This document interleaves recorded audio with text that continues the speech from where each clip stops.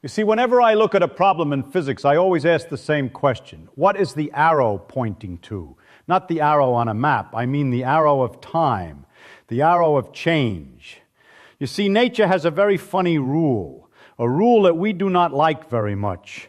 It says that you can scramble an egg, but you cannot unscramble it.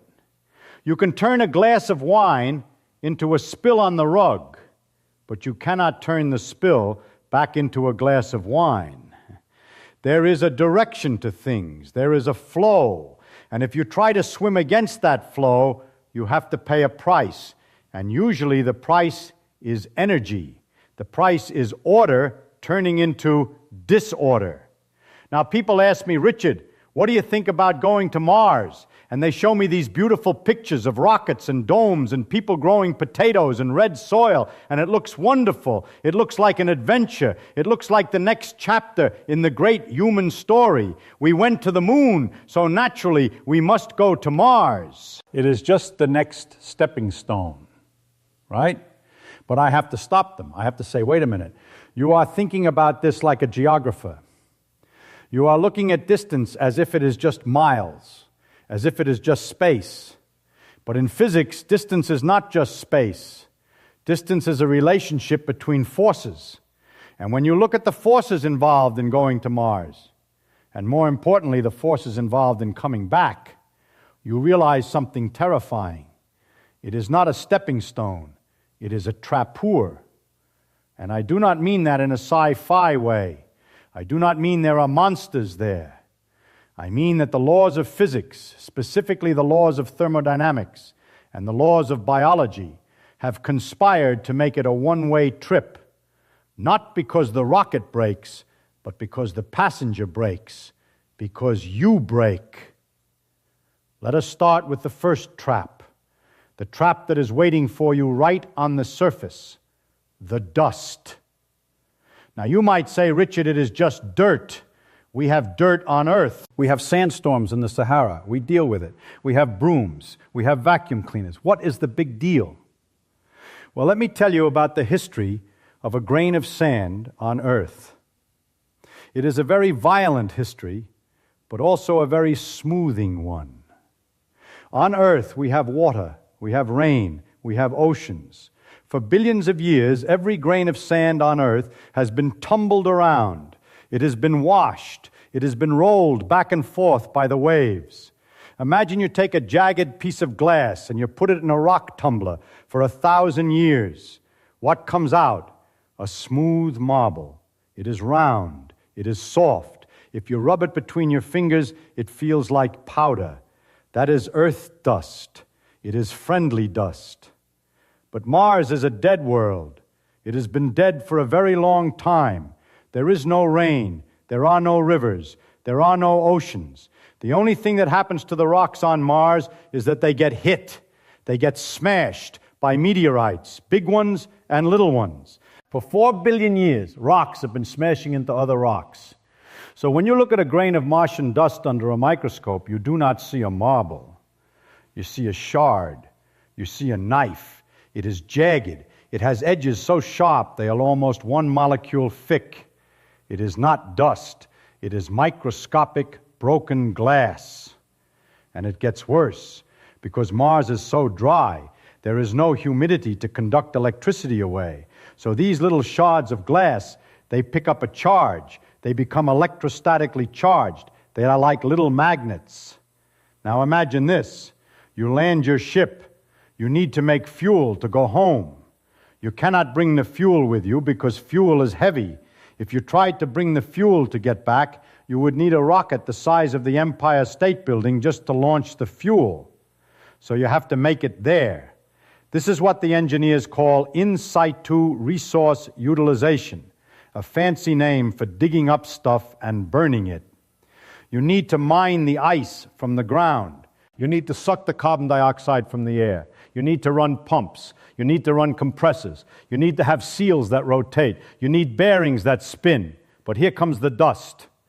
This magnetic broken glass, it does not just sit on the ground. It levitates. The electric fields lift it up. It floats in the air, and it sticks to everything. It sticks to your solar panels. It sticks to your suit. And most importantly, it sticks to your machines. It gets into the bearings. And because it is harder than steel and sharper than a razor, it grinds the bearings down. It eats the metal. It gets into the rubber seals of your airlock, and it cuts them to ribbons. You try to wipe it off, but you cannot wipe it off because it is magnetic. When you try to wipe it, you just grind it in deeper. So there you are. You are the greatest engineer in history. You have built this magnificent factory on Mars to make your rocket fuel, but the factory is destroying itself. The gears are seizing up. The valves are leaking. The solar panels are covered in a layer of brown soot that you cannot wash off because there is no water. Physics is fighting you. The electrostatic forces are fighting you. The friction is fighting you. And you realize that the machine you built to get you home is dead. But let us be optimistic. I like to be optimistic. Suppose you solve the dust problem. Suppose you invent some magical material that the dust cannot cut. You make your fuel. You fill up the tank. You are ready to go. Now we have to look at the second trap. And this one is not about the machine. This one is about the meat. This one is about you. We have to talk about radiation. Now, people hear the word radiation and they think of glowing green slime or nuclear bombs. But radiation is actually much simpler and much scarier than that. Radiation is just little bullets, tiny particles, protons, helium nuclei, moving very, very fast. How fast? Nearly the speed of light. On Earth, we are spoiled. We are incredibly lucky. We have two shields. We have the magnetic field of the Earth, which catches these bullets and spirals them away to the poles, which makes the northern lights. And we have the atmosphere, a nice thick blanket of air. By the time a cosmic ray reaches you on the surface of the Earth, it has hit so many air molecules that it is tired, it is weak, it is harmless. But between Earth and Mars, there is nothing. It is a shooting gallery. The sun is shooting protons at you. The rest of the galaxy is shooting heavy ions at you. When you are in that spaceship for 6 months going to Mars and 6 months coming back, you are standing in the middle of a firing squad. Now, what happens when one of these bullets hits you? You are made of atoms. You know that? Hydrogen, carbon, oxygen. And these atoms are glued together by electrons. The electrons are the glue. They hold your molecules together. They hold your DNA together. When a high-energy cosmic ray comes screaming through your ship, it ignores the walls. It ignores the hull. It goes right through your skin and it crashes into your atoms. It hits the electrons and knocks them flying. It is like taking a bowling ball and throwing it at a house of cards. The structure collapses. The chemical bond is broken. This is called ionization. Now, your body is amazing. It is a miracle machine. It has repair crews. Inside every one of your cells, there are little proteins that run around looking for damage. They see a broken piece of DNA and they say, hey, let us tape this back together. And usually they do a good job. But on the trip to Mars, the damage is happening too fast. It is like trying to fix a roof while a hurricane is blowing. The repair crews make mistakes. They tape the wrong pieces together. They connect a gene that tells the cell to grow with the gene that tells the cell to stop. So the cell gets confused. It forgets what it is supposed to be. It thinks it is supposed to just grow and grow and grow. That is cancer. But that takes time. Cancer takes years. You might say, Richard, I can take the risk of getting cancer in 20 years if it means I get to walk on Mars today. But there is something faster. There is something that happens before the cancer. Your brain and your kidneys. You see, nerve cells do not replace themselves very well.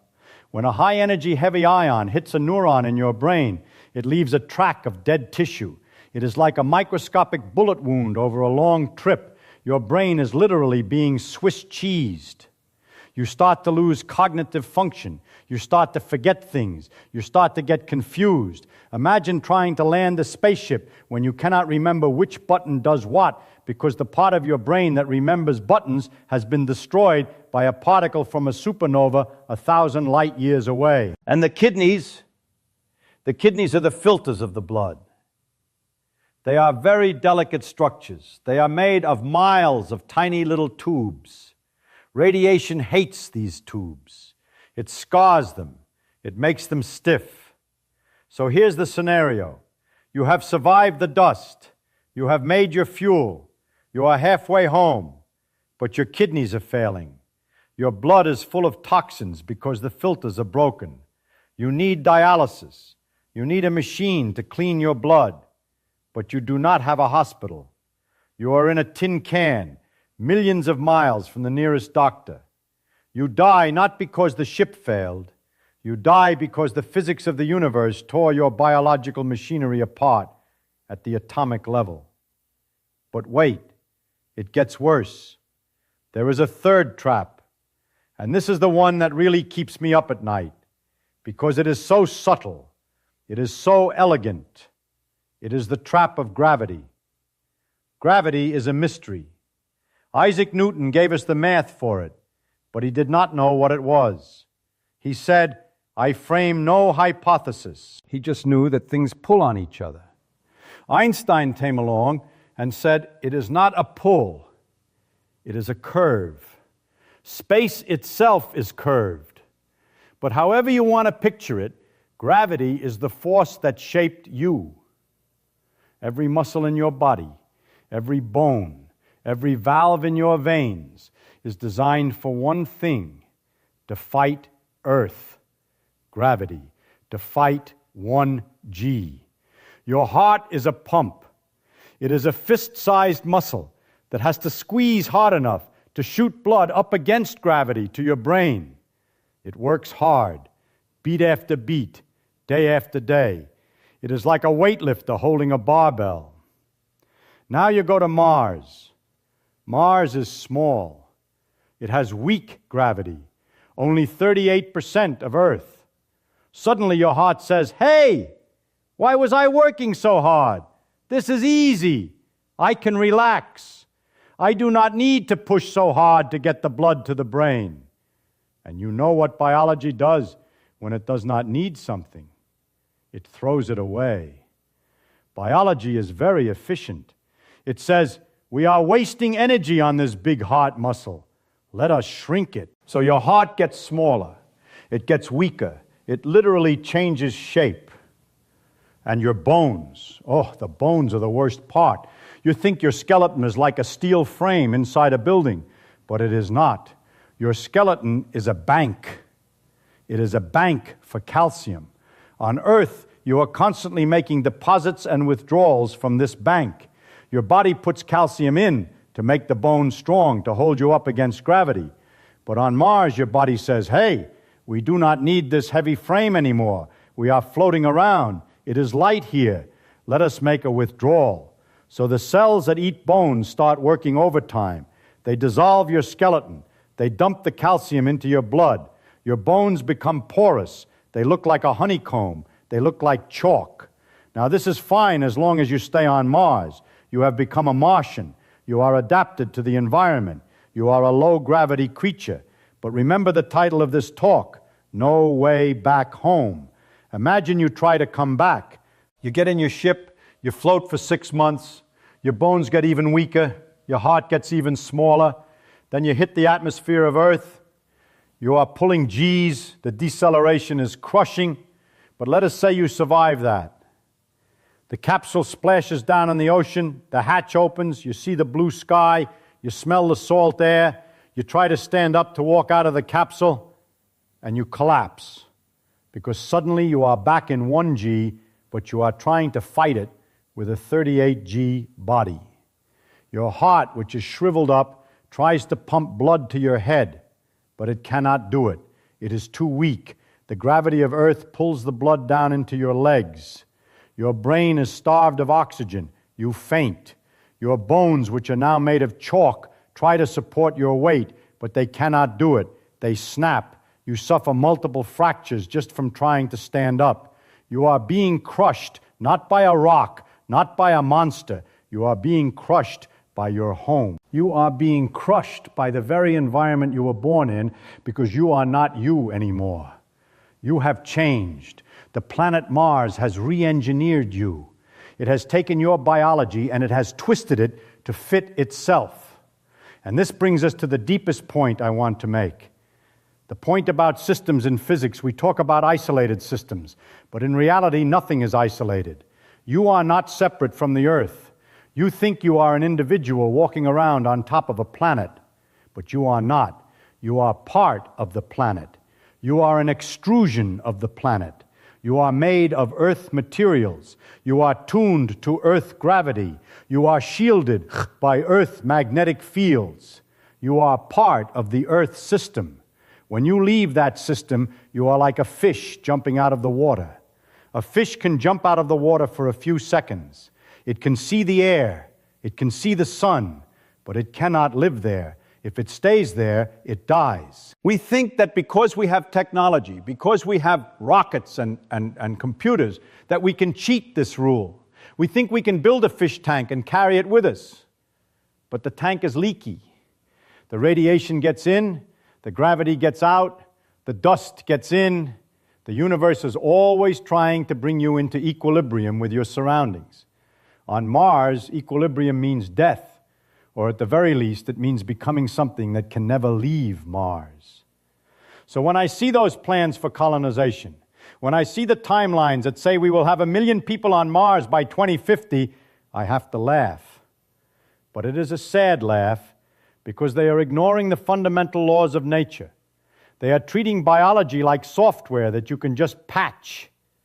But biology is hardware, and it is hardware that took 4 billion years to develop for exactly one environment, this one. Does that mean we should not go? No. I am an explorer. I believe in curiosity. I believe we should send our eyes and our ears. We should send robots. Robots are wonderful. They do not get cancer. Their bones do not dissolve. They can sleep in the dust for 1,000 years and wake up and say hello. But for us, for these sacks of water and protein that we call human beings, we need to be humble. We need to realize that we are not the masters of the universe. We are the children of Earth. And like all children, we can wander a little bit. We can play in the backyard, but at the end of the day, we have to come home. And if we go too far, if we cross that dark ocean to that red dot, we might find that the door has locked behind us. We might find that we have become aliens on our own home world. So look at that pale blue dot. That is where you belong. That is where the air is sweet and the gravity is just right, and the magnetic field wraps around you like a warm blanket. Do not take it for granted. It is the only house you will ever